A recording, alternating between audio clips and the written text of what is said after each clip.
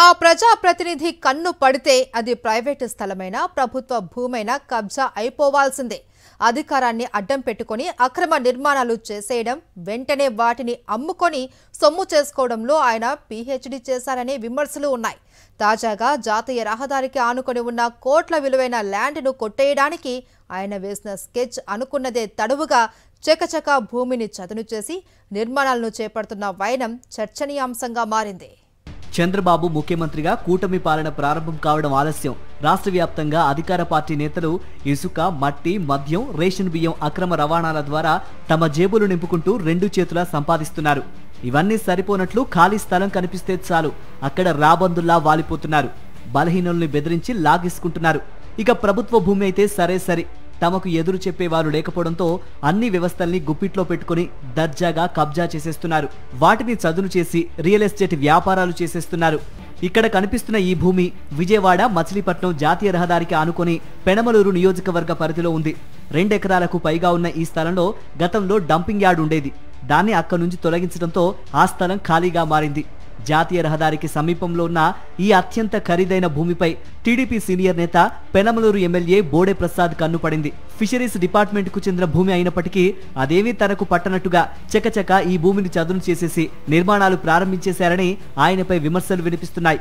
ఇక్కడ భారీగా షాపులను నిర్మించి వాటిని అద్దెకివ్వాలనే ఆలోచనలో ఎమ్మెల్యే బోడే ఉన్నట్లు ఆయనపై ఆరోపణలు వెల్లువెత్తాయి. విజయవాడ మచిలీపట్నం జాతీయ రహదారికి సమీపంలో దర్జాగా జరుగుతున్న ఈ కబ్జాపై వైసీపీ నేతలు గతంలోనే మున్సిపల్ అధికారుల దృష్టికి తీసుకువెళ్లారు.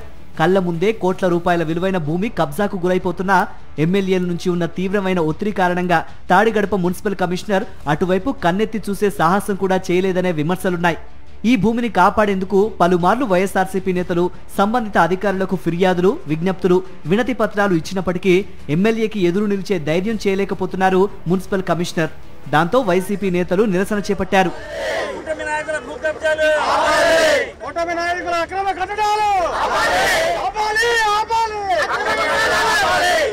పెనమలూరు వైఎస్ఆర్సీపీ ఇన్ఛార్జ్ దేవభక్తుని చక్రవర్తి ఆధ్వర్యంలో నిరసన కార్యక్రమం నిర్వహించారు.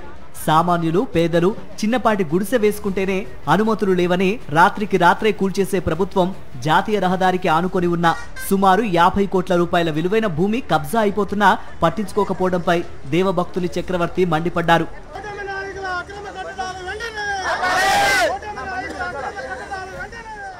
ఇంతటి దురాక్రమానికి గురవుతూ ఉంటే కూడా కనీసం స్పందించట్లా. కనీసం ఇదేనా చంద్రబాబు గారు ఇచ్చేటువంటి సుపరిపాలన అని అడుగుతా ఉన్నా. ఒక ప్రైవేట్ వ్యక్తి ఆస్తుల్లో కట్టుకుంటే ఎవడో అడగరు, అక్రమ నిర్మాణాలు చేసుకుంటే ఎవడో అడగం, లేకపోతే డీవియేషన్కి వెళ్తే మేము మాట్లాడాం. ఇది ప్రభుత్వ ఆస్తి. ప్రభుత్వ ఆస్తిలో ఏం జరుగుతుంది, ఏం జరగబోతుంది అని అడిగేటువంటి హక్కు ప్రతి పౌరుడికి ఉంది. మేము ప్రతిపక్షం తరపున వచ్చి గొంతు చించుకొని ఏం జరుగుతూ ఉందని అడిగితే కనీస సమాచారం ఇవ్వలేనటువంటి పరిస్థితి. మీరు చూశారు పోలీస్ యంత్రాంగాన్ని ఎంతమందిని మోహరించారో. మేము ఈ పరిస్థితుల్లో మాకు దిక్కుతోచని పరిస్థితిలో మేము రిప్రజెంటేషన్ ఇవ్వడం జరిగింది. పై అధికారులందరికీ రిపోర్ట్ చేశాం. ఇదిగో దీనికి సాక్ష్యాలు. ఇది మున్సిపల్ కమిషనర్ గారి పేరు మీదే కరెంటు ఎలక్ట్రిసిటీ డిపార్ట్మెంట్ సంబంధించినటువంటి కనెక్షన్ ఉంది. దీని ద్వారానే వీళ్ళు ఈ పనులన్నీ కూడా కొనసాగిస్తూ ఉన్నారు. నిస్సిగ్గుగా కనీసం బుద్ధి జ్ఞానం ఏమీ లేకుండా ఈ రకంగా కొనసాగిస్తున్నారంటే ఎంత బరి తెగించారు అనేది ఈ కూటమి నాయకులు మీకు చూస్తుంటేనే తేటతెల్లం అవుతుందని తెలియజేసుకుంటా ఉన్నా.